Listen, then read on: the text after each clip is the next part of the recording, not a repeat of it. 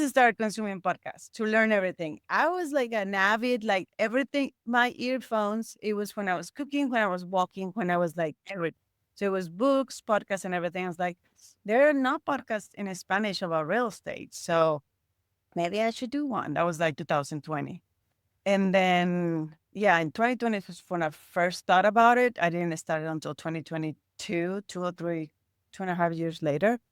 But it was because of that, because I was looking for material. And I think everything started from that marketing feeling that I had of like how much I can market this niche. So, Gaby Proctor, host of Real Estate Talks, thank you for joining me on Podcast Junkies. Thank you, Harry, for having me. So, regular listeners to the show will know that I'm following my own energy and enthusiasm when it comes to deciding like who I have on the show. And I'm always meeting so many people, and podcasts are so popular now than when I started in 2014. So, there's a good chance wherever I go, I'll meet someone. And you and I met Yes. through our mutual friend, Christina Wise, at a longevity conference in Park City, Utah, probably like was it 3 weeks ago? No, a month ago, maybe. A month ago, yeah. Yeah. And so many amazing, inspiring people there. We'll talk a little bit about that event as well. But what brought you to that event? It was about, health and wellness and real estate and all sorts of things. So I'm curious, and we'll get into your backstory, but what inspired you to go to an event like that? Well, I love everything that is learning about how to grow spiritual, intellectual, or taking care of your health. And I Yeah. really like the name. I know Christina Wise because I live in Austin. I've been living in Austin for 25 years. Yeah. She's original from here, Yeah. or was here, created her career here. And I Yeah. always follow her through her path and really like her, like all the speak events that I went and see her. And one of my best friends is part of her community. They Yeah. have our collective community. So she's the one who told me, okay, this event, she knows that I'm all into longevity and I read all the books. And by read, I mean listen to the books and everything about how to do like work on your quality life as and not get in this rat race and have work consumers and then don't concentrate on the other part, which is the health, who will keep Mm, us going to continue to do what we love in our work site. yeah. So she's the one who brought it to me, and I love the concept of it. And honestly, I didn't know how much I love it until I was there because I thought it was about longevity Yeah. of only. And we get there and we see there is longevity in every aspect of your life, and longevity in your business, and longevity in your health, and longevity in your relationships, in work. So I really love it. I love the mix of people there. It seems like she kind of handpicked them Yeah. because it was like what like we were so different. Like I didn't know I was going to have a expert in podcast there. And then, like another one who was like she is the real estate investor expert, but Yeah. people from all over the world. Yeah. So it was a great experience. I'm so glad I ended up there and I can't wait for the next meeting. Yeah. It's going to be very interesting to see if she continues that. Something that was interesting for me, and Christina's due to come back on this show because I helped her launch her show, but that was almost like 10 years ago. So we've been friends for a while. What I thought was amazing was that she went through every single guest and had something to say about her relationship with that person. And I've Yes. never seen that. I mean, there was probably about 30 or 40 of us there. And she made the time over the 2 or 3 days to say, okay, this is Harry, and this is how I know Harry, and this is why Harry is a special person. This is Gaby, and this is how I know It Gaby. And was amazing. it was And that's what crazy. I'm saying, that I feel that she handpicked us to be in Yeah. that event, which is Yeah. it's great. And the her podcast, that's one of the first things Gabby, my other friend, shared with me. Mm, And I listened to it a lot. I actually listened to the one that she in your podcast where she was the guest. So yeah. yeah, she has great message to pass along. So let's talk a little bit about your background. Your main business is real estate? Yes, main business, real estate. I've been a real estate agent since 2008, forever. Okay. But I had a full marketing career back then. I was Mm, working at Univision mm, and I was doing communications and media. I was like radio and TV and digital and all that. But so I was in corporate America for 15 years Okay. and I finally got a little sick of it. And great things, great training. It's an amazing training, Yeah. corporate. But it was ready for my next chapter. So I jumped fully into real estate because I was doing it part time, Mm. investing and helping people buying and selling homes. My husband is a full time real estate agent too. Okay. So we were always in that business. Okay. And in 2019, I finally decided to jump over and be full time real Okay. estate. And so what's been the biggest change for you in becoming your own boss versus being an employee? I think the biggest challenge is working with your husband. If I'm being honest, I think I can be my own boss. I have a Yeah. very high standards. Yeah. But working with your significant other, it is a challenge. It's a learning curve because you don't know them or like we by the time we joined as a team, we Yeah. had been married probably like 18 years. So it's not that I didn't know him, Yeah. the good, the bad, and the ugly. It's just that now I want to have my input and how this transaction was going to go. Yeah. And just to understand each other's lines and each other's strength and how to know step on each other's toes. Yeah. So it was a learning curve. And it was right at the time of pandemic. Oh, So yeah. so I joined like in 2019, at the end of 2019, and then we were going to the office, like Yeah. the Yeah. normal thing. And then COVID hit, and then we back into the house with the kids, Yeah. working together in the same room because we don't have two offices. So in the same room, being Wow. in the same office. So I think we had like a speed training throughout those years. So right now it's just way better. And yeah, we have learned our ways. So for someone who's in the same situation as you, who's considering being in business with their partner, with their spouse, having gone through what you went through, what advice would you give someone who's in there to prepare for a situation like that? I think you said the keyword prepare. Like, don't just jump on it and figure out on the way, which you can, because Yeah. sometimes that's the only way you learn until Yeah. you're actually in action in the middle of the transaction Yeah. or whatever the industry is. But I think the preparation of, okay, are you gonna like, what are your strengths and what are you want to concentrate on? And you don't need titles, but at least you have like, okay, like my background was marketing. Hmm. So I wanted to do marketing for both of us, but it wasn't like well established of how much of my time I dedicated to the marketing side of the Yeah. real estate and how much to the actual getting clients, bringing clients and convert to them. So it's I think just the preparation of knowing your strength, knowing the other person's strength.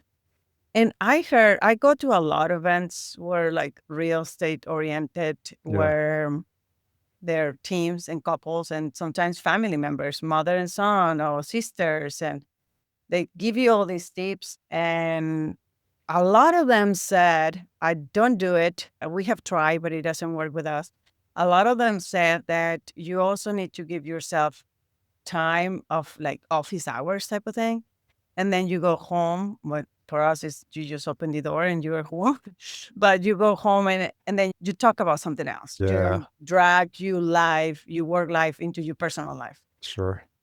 I have failed big time because even my kids make fun of us because they say that in vacations we drive through. We were in Vancouver for this summer, and I wasn't familiar how Vancouver real estate, how expensive it was. Yeah. So I was in Silo looking for, oh, maybe if we call this agent and we're working, and our kids were like, we in vacations. Like, you are not going to move to Vancouver. Why do you want to know about Vancouver real estate? Yeah. That's funny. But Christina said something at the event that her looking into houses is her porn. It true. That is my like everywhere I go, I'm like addicted. Like I'm secretly looking into houses, and then Yeah. Chad is also looking into houses. So now we're That's so both funny. hiding from the kids, but we haven't been able to do that to separate. Mm. So I some couples, friend of ours who are also in the industry, they say that they 6 o'clock and they don't talk about real estate. They talk about Yeah. kids and think with the family and trips that they're planning, but not work. So I think that's kind of hard in any industry when you Yeah. have your partner in the same industry, you kind of having dinner and you want to run a problem or bounce Sure. ideas of Yeah, something. yeah. So that is challenging. Yeah, finding that balance is important. I find that issue as well because I work from home and my partner works from home as well. And so sometimes at the end of the day, we're in separate offices, but I'll come in to the house because my office is separate, like outside, separate from the house. And I'll come in and then she'll say, like, how'd your day go? And it's going to be about work. It's Exactly. That's what you did all day. That's all I did, and, I think back and you can relate to this back to the corporate office days. I worked in corporate for almost 20 years. I worked at JP Morgan Chase and E-Trade, Mm, and I had to take the subway into the city, New York City, and, they become your work family, mm, and you'll go out sometimes after work, and yes.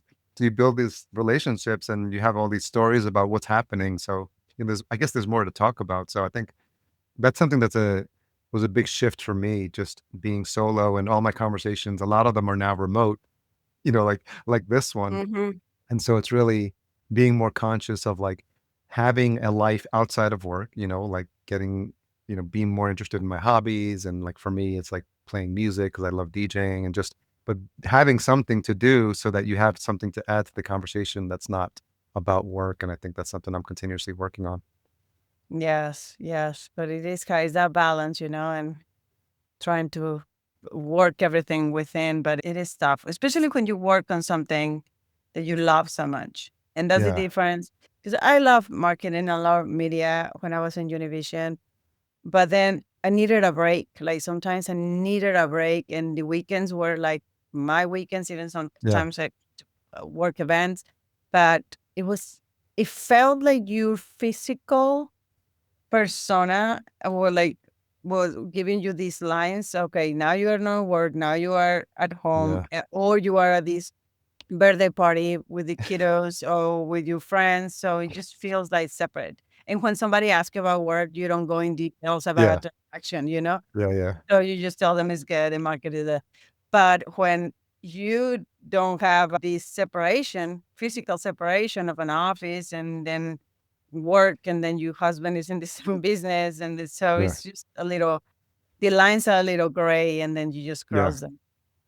So, have you always had a passion for marketing? Because I think what's interesting for me when I became an entrepreneur, I was in a corporate marketing department, but I don't think I realized how much I loved marketing until I was an entrepreneur. And then, it's just one of the aspects of like business, sales, finance, all the things you need, all the different hats you need to wear.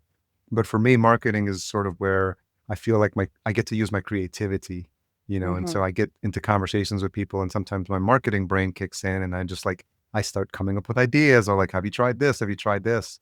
Has that always been like a love for you, even when you thought about what you were studying in school? No, I actually thought until I left Univision, I realized that marketing was my passion, Ah, okay. because I thought I was there because of my major was communications. Okay. So I was all about being in front of the camera and the microphone and like Mm, creating content and doing things like that. And then I moved to sales, and I okay. love sales. So I thought I was in sales, but then I realized I was in marketing, and I was just selling my clients the marketing strategies because I had TV, I have radio to sell, I have digital, I have social Okay. media. So when I go to a client and I was like, okay, where are your goals? I created different ideas and packages and things for them to promote their business. And but I thought all that time that I was in sales until I moved Mm, to real estate, yeah. that I thought I was going to be all about clients selling homes. And then I realized, yeah, but how are we gonna market ourselves? How are they're gonna pick us Yeah. versus the 100,000 other agents that are in the city, and why do they want to work with us? And maybe we should share this piece of information about the deal we just went through, because Hmm. somebody might be going through the same thing. And like just the marketing part start really going more and more and more. And that's why Mm, when I have never thought about a podcast ever. Like actually it was coming from radio, and I was like, the radio is dead. Nobody's gonna listen to you. But then I was like, I was started consuming podcasts to learn everything. I was like an avid, like everything, my earphones, it was when I was cooking, when I was walking, when I of was like course. everything. So it was books, podcasts, and everything. I was like, there are no podcasts in Spanish about real estate. So maybe I should do one. That was like 2020. And then, yeah, in 2020 was when I first thought about it. I didn't start it until 2022, 2 or 3, 2.5 years later. But it was because of that, because I was looking for material. And I think everything started from that marketing feeling that I had of like how much I can market this niche. That makes a lot of sense. And, they say a lot of times in podcasting or even in business, you solve your own problem, you scratch your own Yeah, itch, yeah, and yeah, you yeah. saw that there was no market for, or that you couldn't find, or it was hard to find podcasts about real estate in Spanish. And I love niche shows. I mean, I have a show called the Vertical Farming Podcast, I know and you told me about it. It doesn't get more niche than that. I thought real estate in Spanish in United States was very niche. No, your vertical gardening is like out of this world. Like I didn't know about that industry yeah. until you told me about your podcast. And I mean, regular listeners to the show know the story, but it was so fascinating. It's become its own business because I had to spin it off, and I'm partnering with someone else to grow that into the AgTech Media Group. And we just launched another show, Greenhouse Success Stories, where we interview greenhouse growers, but now it's part of that podcast network. It's so wild. But I think, what's so interesting about being niche is that you know exactly who you're speaking to.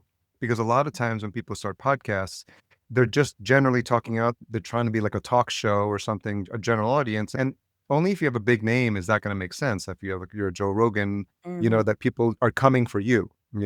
But if you're just starting, what I've, this is what I talk to clients and students about a lot is, you know, who is your intended audience and what do you want the listener to do when they hear your episode?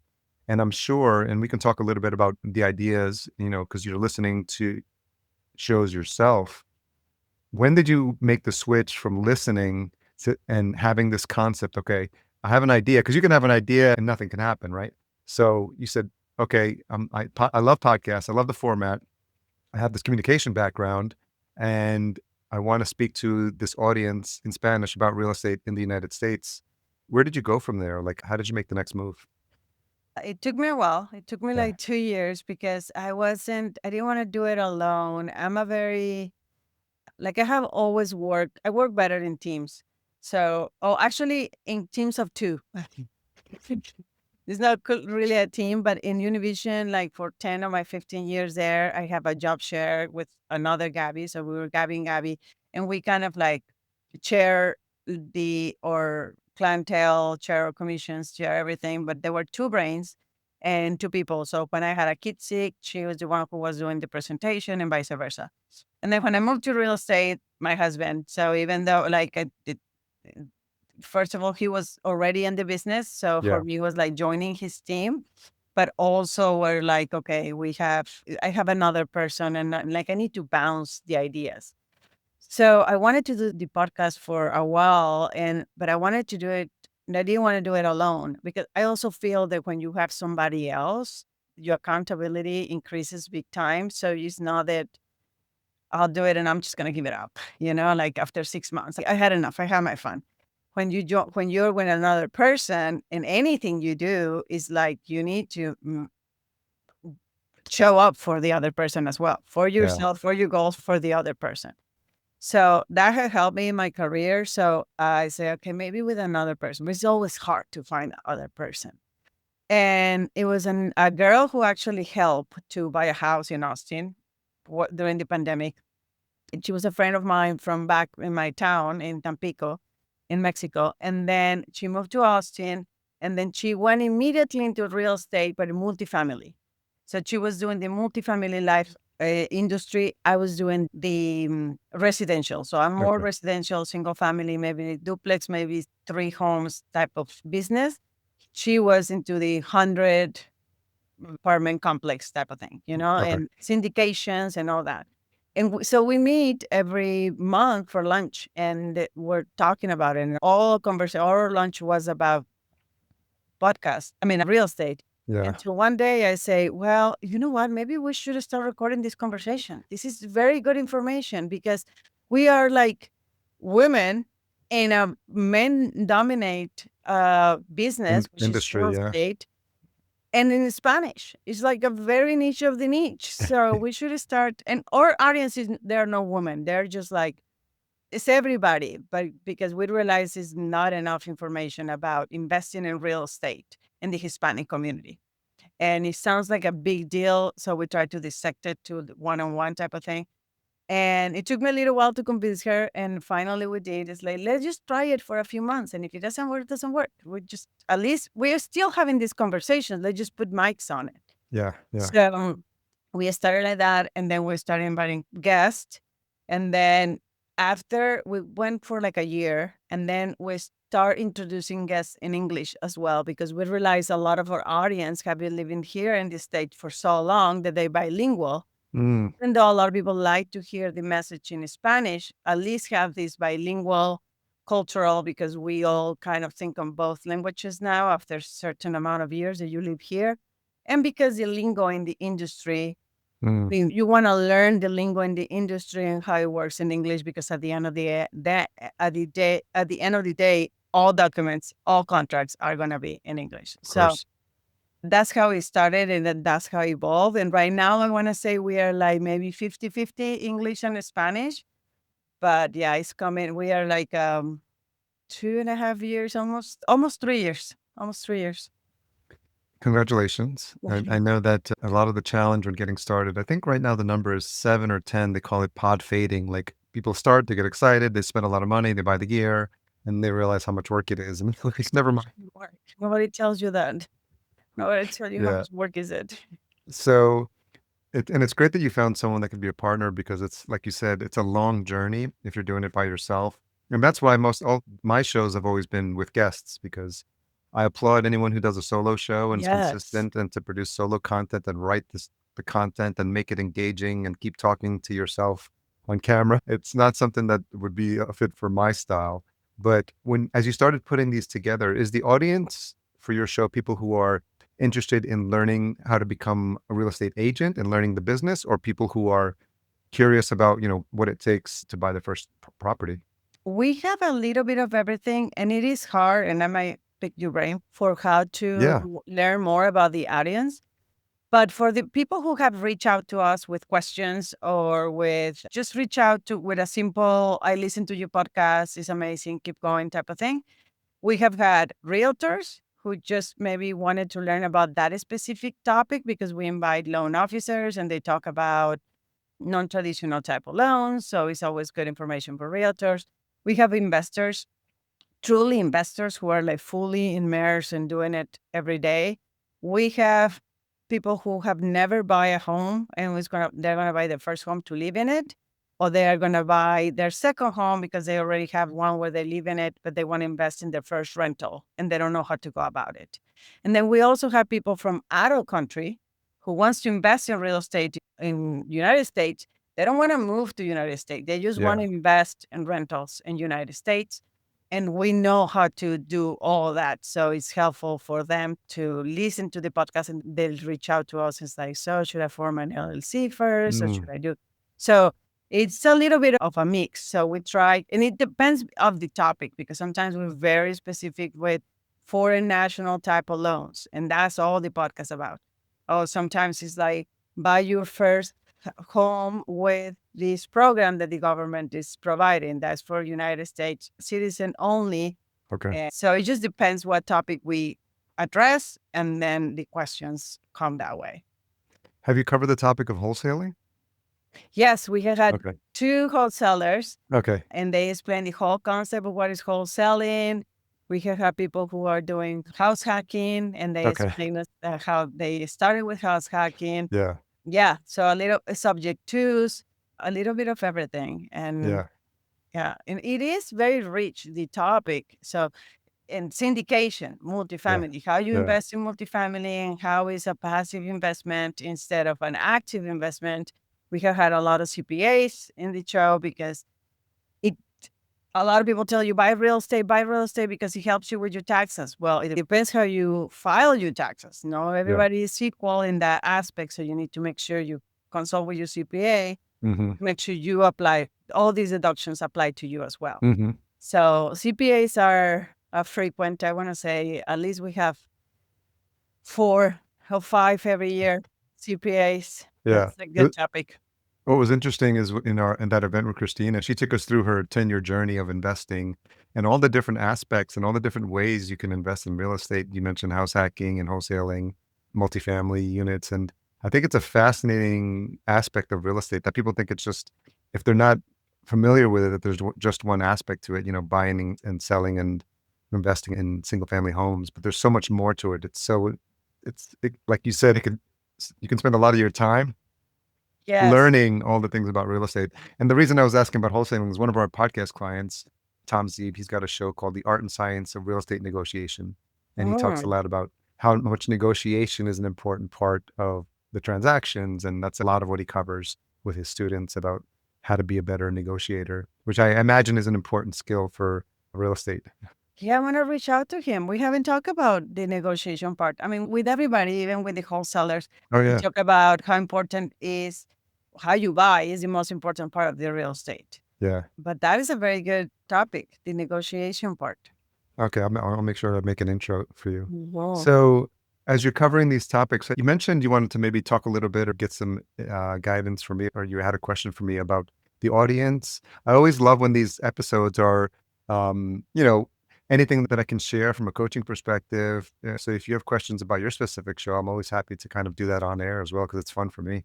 Well, because we always say in the podcast, if you have any questions, let us know, or if you want a topic we want to address, let us know. But a lot of people don't write us. Some of them make like, oh, that was a great topic. Thank you for sharing, but after the fact.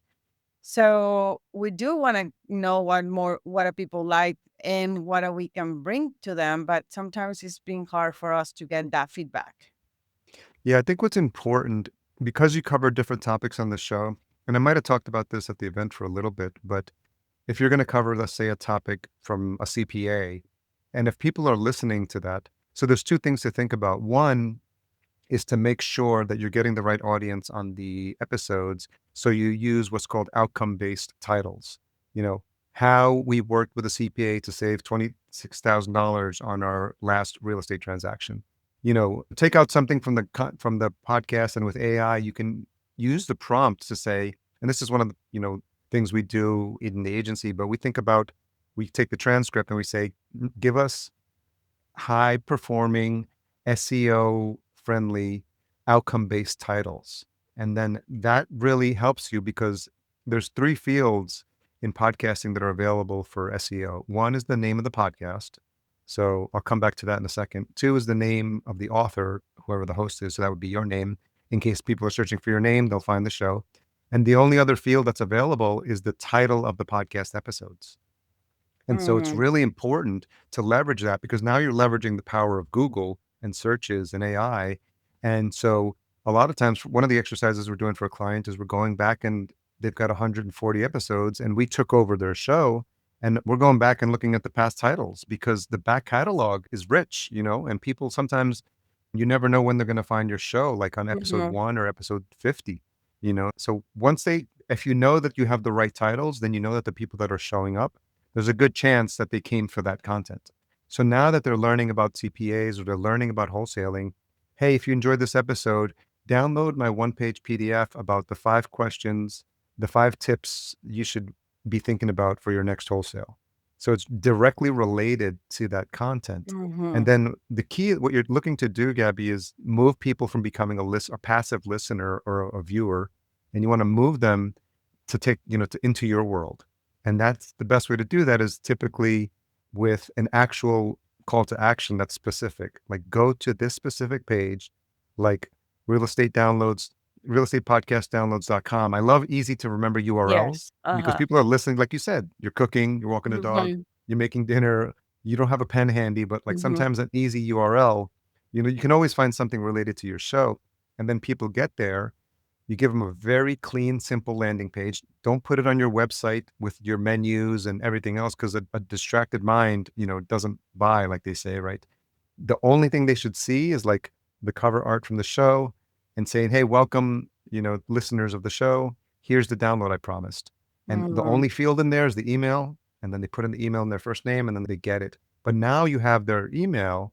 Now you can build that relationship with them. You have like a 5-part welcome sequence and saying, hey, this is Mhm. about me. This is my story. This is how I started the show. Like a lot of the things you shared here, because in podcasting, it's a lot about know, like, and trust, right? And so they talk about that a lot. People, they want to know who you are, and then they start to like your content, and then they keep coming back. And then now they trust you so Yeah. that when you make an ask, it doesn't feel like some strangers asking them for something. Oh, this is Gabby. And, like, hey, I'd love to get to know more about you. Sometimes it feels like we're talking into the void here. And, we created this download for you, but, if you want to share and hopefully this adds value for you and, we'll let you update it. If you're added it to our email list, we'll let you know when new episodes go live. Mhm. And think about building like a community and maybe creating like a special name, like the Real Estate Talks family Yeah, or, yeah, yeah. Familia Mhm. Real Estate, or something. But it's always fun to have for a community to have a name, but you can do like an Ask Me Anything once a month on Zoom. We just set this up for one of our clients. He's a therapist and he talks about like narcissism and on his show, but he had no connection to like his audience. So we worked with him to build it's very simple, a monthly Zoom, and you just send people to and you can do a very easy, reasonable, like it's $50 a month or it's $50 a session. It's very simple and reasonable, but you start building because when people pay, they pay attention. Yeah. And now you can have people, hey, if you enjoyed this show and you like our vibe, we want to get to know you and we want to, have a little, coffee time or, wine and real estate or something Mhm. like make it a fun thing, happy hour with Gabby, and just, it could be a nice way. Cause now people, people are always looking for community and they're Yeah. always looking. And if like they have you in their regular rotation, I've heard that most people can only listen to about 5 podcasts at once, like other subscribe to, because it's like there's so much out there. Yeah. And I think of it, that's about right. If you think about if you look at your phone, you'll have maybe others, but there's probably like a go-to 5 that you're always listening to. And Mhm. so if your show is one of their 5, go deep and saying, "Hey, we want to know who you are. We want to see your faces. We're going to try something out. Maybe the first one is free." Like, you know, for the holidays, we're doing a meet and greet online in Zoom. Show up, say hi, and then you can build it from there. And then people start coming, they start seeing familiar faces, they keep coming back, and now you're building a community around the podcast, and which becomes pretty powerful. That's a great idea. Yeah, that's a Yeah, great idea because that way I really like the Zoom option yeah, because that way they don't feel intimidating and like just I'm here, ask me any questions type of thing. That's kind of cool. I like it. yeah. So Good tip. I'll hold you accountable to that, and let me Yep. know when you're first. And I really like the happy hour with Gabby. Yeah, yeah. So you can always say, bring your favorite drink. Some people that Or don't drink, but just like bring your favorite cocktail and let's just have some fun. And then you could just do intros and it'd be fun to see how it goes. Because, the interesting thing about podcasting nowadays, it's around these personalities. And some people, they're taking their podcast on the road and they're doing Mhm. shows and, some of these big names as well. But like, you know, I could see you maybe doing a meet and greet locally or something like that, Yeah. and Yeah, have yeah, yeah. eventually getting to that point. So yeah, just something to try. But I love the fact that you're always thinking about different ways to grow the show because, it becomes a challenge as a podcaster if you just feel like you're doing the same thing. So how have you grown? And you mentioned you started doing interviews. Did you have experience doing interviews before you started doing them on the podcast? No, not really. I mean, when I was younger, it was like, I mean, we had a TV show, but long, long, long time ago. But it wasn't not in this format. It's different. It's very structured, and you cannot get off a script type of thing. So, no, in the beginning it was tough, but it was tough because I felt like I needed to be perfect. But then I think later I kind of relaxed and it was like, okay, I'm just gonna ask the questions that I was very selfish. I'm still a little selfish with the guests that I bring in because Yeah, it's something that I want to learn. yeah, So I already have questions on my own, and then they start saying stories, and then with stories come up more questions. So I felt that it's same format than this. It's very conversational. So I thought in the beginning that it had to be a structure, to make sense and to sound because we are not talking about selling apples here. We're talking about selling homes and big yeah, purchases in financial. So in the beginning, I felt that I needed to be this professional looking, because I didn't want to mess it up. But at the end of the day, it's like we all are asking these questions because we all want to know, and we are all ignorant of these topics. So let's start from there. Like I really don't know anything about this type alone. Would you explain me? Like it's my first time that I listen to it. Mm. And a lot of these topics, I really don't know anything about it. And a lot of those I know, but I try to bring the guests down to one on one, just thinking that maybe the listener is the first time they listen to the podcast and how they will be. I don't want to overwhelm people and thinking of real estate is rocket science type of thing. What I love about that approach, it's you're always keeping in mind a couple of things there. One is to keep it interesting for yourself. It's your show, and you want to always be having fun, and you want to like Hmm. follow your own curiosity, but also you're educating your audience at the same time. And one of the things I like to say is that in a podcast conversation, and I think the listeners hear this every episode, but there's three people. There's the host, there's the guest, and then there's the listener, singular, one person, because they've got their earbuds in and they're listening to you and your host, maybe four in your in your situation because you get a co-host. But you're always conscious of the fact that there's someone listening, because without the audience, we don't have a show. Yeah. And so having your guest express or explain complicated terms, because in real estate, there's always acronyms, terms and contracts and things that Mhm. would overwhelm you if you're just listening for the first time. And I think it's helpful that you're considerate of your listener, but also following your own curiosity and asking. And like I said, like the example of vertical farming, like people keep asking me, like, did you know anything about vertical farming when you started? No, Yeah. but I know how to ask like open-ended questions. I know how to be curious. I know how to make people feel like welcome on the show. And so, those all those things come in handy. And so do you feel like as you watch your journey and you think back to your first interview, whenever you had that, and then maybe a most recent one, can you see that progression and how you're now more comfortable? Yes, I'm definitely more comfortable with the mic, and I'm more comfortable about not have to worry about the next question. I don't Yeah. have to be a structure in my mind. If so I'm relaxing more into the full listening concept, which Yeah. we all human beings with microphone or not are very foreign to. So this has been like I can really see how I'm more relaxed into it. Mm. But yeah, it is. Yeah, it is crazy that it's gonna be almost 3 years. But I gotta say, I mean, there is some times that I want to just throw the towel. Like it's too much work, and that's what the two people kind of helped me because Lala, my co-host, is like, "No, we are not giving up. This is just a bump. Let's just get through Yeah. the other side, and then in 3 months, if we're gonna quit, you let me know." And then, sure enough, it's like, "No, I'm fine. I'm fine. It was just a moment." And then it had happened to her too. Yeah. So it is kind of nice to have that other person who is like pulling you when you just wanna quit. And I really something you told me at the event that I really stick with me was like is because I told you at the event, I wanna quit, like, I'm done, like, I just Yeah. wanna continue anymore, and you were like, "No, don't. Continue to do it and continue to put it it's content, it's your library, like, Yeah. you are building this library that is gonna help you forever, you can recycle and reuse." And you gave me a lot of and still have all my notes for all the tips that you gave me about creating, like, different categories with the episodes. Yeah. So I kind of switched my mentality of this like ongoing race of to the next to the next episode and to the next Mm. episode and to the next episode more than I'm collecting all this information here that is going to help me for my lifetime type of thing. So Yeah. it's a different focus that I have now. What's interesting about the generation that we're in, and I grew up in the 80s, so none of this was around, and child of the 80s and 90s. But all this content is now gonna be available for when we're gone, and For so good it's or for bad.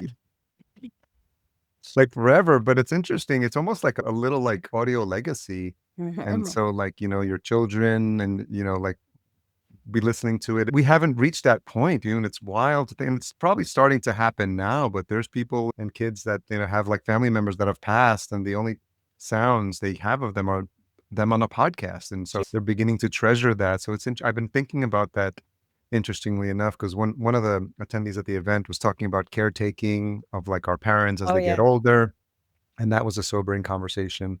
as Mhm. well. But it's always, I'm just more aware of that. And I have no idea what's going to happen to my content when I'm gone. But it's interesting to think about. It's just living on as like, my vision of like how I see the world and recorded forever.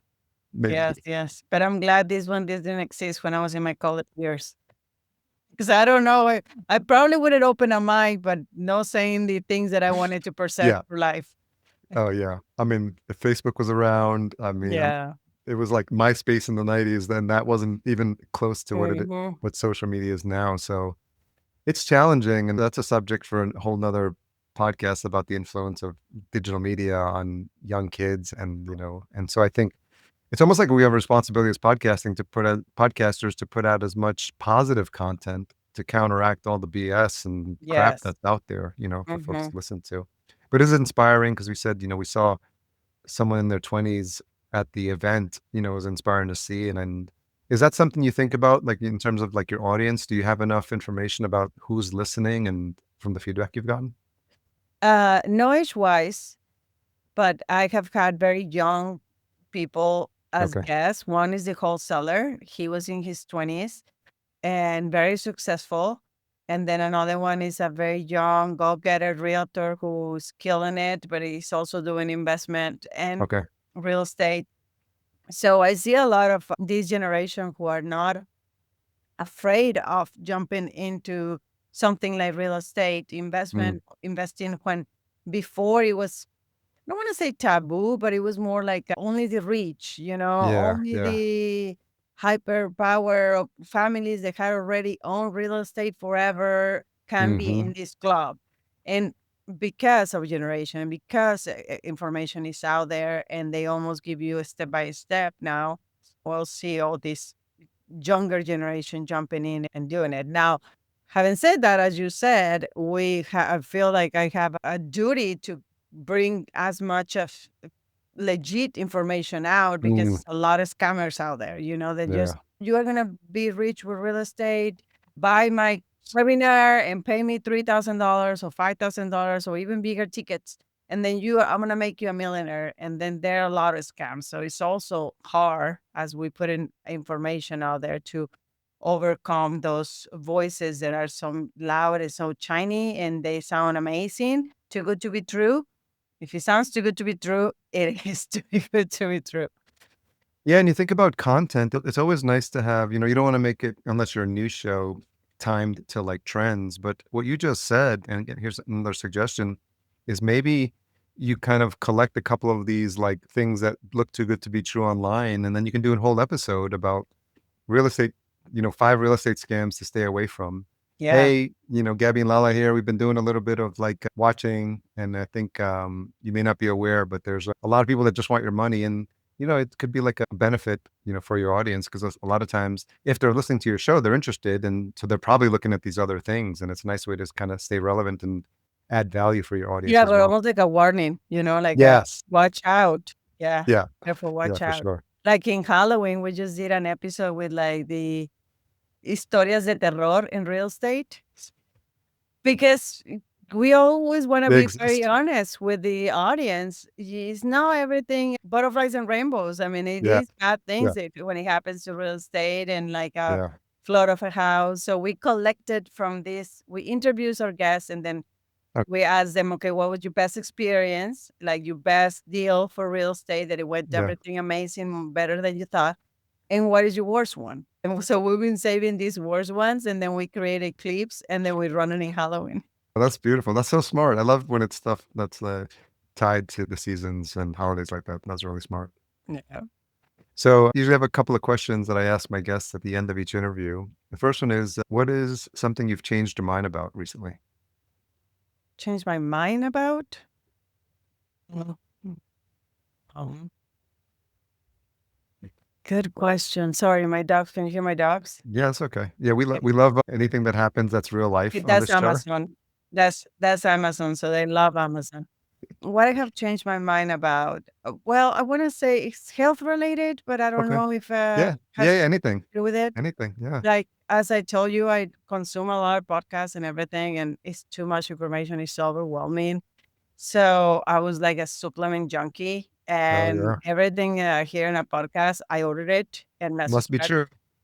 And it must, yeah, it must be true. It might save me from cancer and everything. So I think lately in the last months, I'm like, okay, I'm done.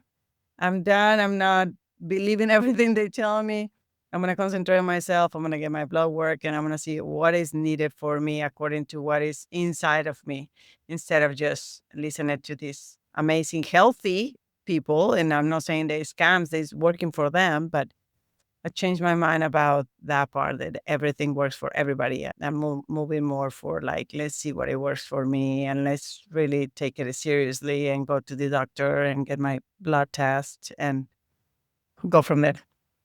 Yeah, that was inspiring to be around all those people in the event. The people that are getting stem cell injections on site, getting Yes. like scheduling blood work. And I think, unfortunately, with the state of today's health system, you can't go to the doctor and with regular insurance and expect you're going to be taken care of. You almost Mm. have to take ownership of your own body and your own health and Mhm. getting these full blood panels. We were given that peptide book that I just started reading. The Mhm. event. I don't know if you started reading it, but it's Yes, interesting. it's Yeah. great. Yeah. But what I like the approach that they took at the event, it was like, let's see what is like they promote the scans to make sure what is going on with Yeah. you Yeah. and the mineral testing Yeah. and the blood testing so you can and a lot of these labs are not the traditional like you were talking about, if you go to the doctor, you get your cholesterol and that's it, or Yeah. diabetes or whatever.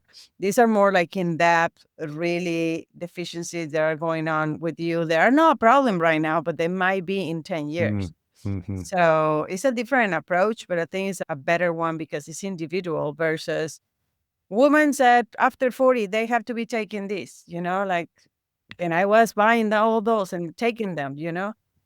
So I was like, no, no, no, let me step back. That's a smart approach. Mm. Okay, last question might have you thinking a little bit, but what is the most misunderstood thing about you? That I don't know, that I'm not very approachable. Okay. Like that, I've been told that when I'm in a room, I tend to be quiet. So sometimes when you quiet, people think, and you're quiet too, or Yeah. you're not Yeah. like yeah. So people think you don't want to be approached or you don't want to be talked Mm. to, or you're like, so I think that's one that I've been like with you, and I'm way better now. I talk more, and then when I moved to the States, it had the language thing when you didn't want to Sure. talk because you didn't feel you want to express yourself very Yeah. well. So that kind of pushed me back even further Mm. about not talking in public, and so but that sometimes translate as I don't want to talk to you type of Mm. leave me Yeah. alone type of thing. But so a lot of people that are my friends now told me, "Oh, when I first met you, you had that face that is like, don't talk to me." It's like, what face? It's my face. Like, what are you talking about? And more than once, different type of friend groups, I have heard that before. So now I'm more aware of my face when I'm in the room and I'm not talking. So I have a small talk a little more. Yeah. No, I can definitely relate. And more as a New Yorker, when I came to the Midwest, my partner was like, "You don't say hi to anybody." And I'm like, and sometimes you realize or you don't realize what protection you need. For example, if you're in a city, a big city, Yes, you and can't be you going, need to be like yes. that. You can't be like saying, "Hey, good morning. Like, how are you, Mhm. neighbor?" Like, it's not that vibe, which is sad. And then I think, yeah, you're just not aware sometimes if you're in your own head. And so, what would happen for me if I'm in my own head? The reaction on my face is probably not welcoming. It's like I'm thinking, I'm not present with the people that are in front of me. Mhm. And so I've just been more conscious of like, hey, if I go to a restaurant and I ask for the reservation, I say, "How's your day going?" Like Yes. little things like that. And I think as we've learned to do more of that, society, humans, like we all realize, everyone's got things going on, Mhm. and we just have to be more compassionate with people. And if someone's in a bad mood or looking serious, you just have no idea what they're, or they honked at you in traffic. You have no idea. Like they could have like lost a family member, lost their job. Like, Yeah, so it's it's not just like, against you. It's not personal. yeah, and Mhm. I think it would be helpful in this environment that we find ourselves in for just everyone to just take a breath and realize, a lot of times if people are upset, it's probably not for the reason you think it is. Mhm. Yeah. Yeah. Well, I'm so glad we got connected and we met at this event. It's sometimes the universe is so strange because I went at the last minute. I wasn't even sure I was going to go. And, all the things that happened as a result of that, now I'm working with Mike on the podcast and I met you and Gabby Great. Yeah. Great and event and Gabriela. great people. And so, yeah, it's always nice to see people who are motivating themselves to always be learning. And that was the energy of the people around the room. Like, Mhm. there's a quote by the famous speaker Jim Rohn, and he says, "You are the average of the five people you spend the most It's just time run with." with. Uh-huh. And I was like, "Wow, that's like I always." And it was a reminder because I hadn't done an event like that in years, after COVID, and I realized how much I miss being around people that inspire me to be a better version of myself. So I'm glad we had that opportunity to connect and learn more. And now I get to hear your story on the show. So I really appreciate you taking the time. No, thank you, Harry, for having me. It's been great to connect with you and hopefully we stay connected. Yes, absolutely. So, where's the best place for listeners and viewers to stay connected with you? Well, normally my go-to is like a Gaby Proctor everywhere, Okay. but Facebook recently decided Okay. that he didn't want me anymore, so they kicked me out of Facebook and Instagram. So in the What? meantime, LinkedIn, YouTube, the other ones, TikTok. But yeah, biggest struggle with Facebook right now and Instagram. They are deciding. I appeal and they deliberate if I follow the rules or not. So they see. I'll see if I recover my accounts. What was the reason? They just send me a message that this account has been suspended due to you are not following the rules of or community or something like that. Oh, wow. And I hear it's happening a lot because they have an AI departments now. They just Oh, no. scrub accounts and scrub and scrub and scrub. So I don't know what it was. Like I Oh, don't no. know. I mean, I have a reporter friend that also happened to him, but I think it's because he was reporting on something and it was a little political. Mm, So we believe that in his case that was the case, but I'm not political. I'm just showing homes. wow. So, I don't know, like, it's very frustrated. You don't have anybody to talk to. You don't have a Yeah. phone number or you talk to a bot. So, Yeah. we'll see. I might have to start from following one again and Facebook and Instagram. But other than that, you can find me in Gaby Proctor So we'll make everywhere sure else. all those links are in the show notes. And it's just a helpful reminder to everyone. They always say you never want to build your house on rented land. And a lot of times, because of these policies, like you build up a big audience and it's gone because of maybe now because of some AI robot. And so, yeah, just coming back to that email list, like I don't know where yours is, but like try to build that one-to-one connection with your audience because they can never take away your email list, and you can always Yes. move it to a different provider. So that's something to Yeah, think I of. learned it the hard way. But yeah, if you can, yeah, if whoever is listening is out there Yeah. and it has all their eggs in Facebook and Yeah. Instagram and Yeah. Meta, Yeah. I think it's time to diversify. Yeah. Well, thanks again, Gabby. I really enjoyed our conversation. Thank you. Have a great day, Harry.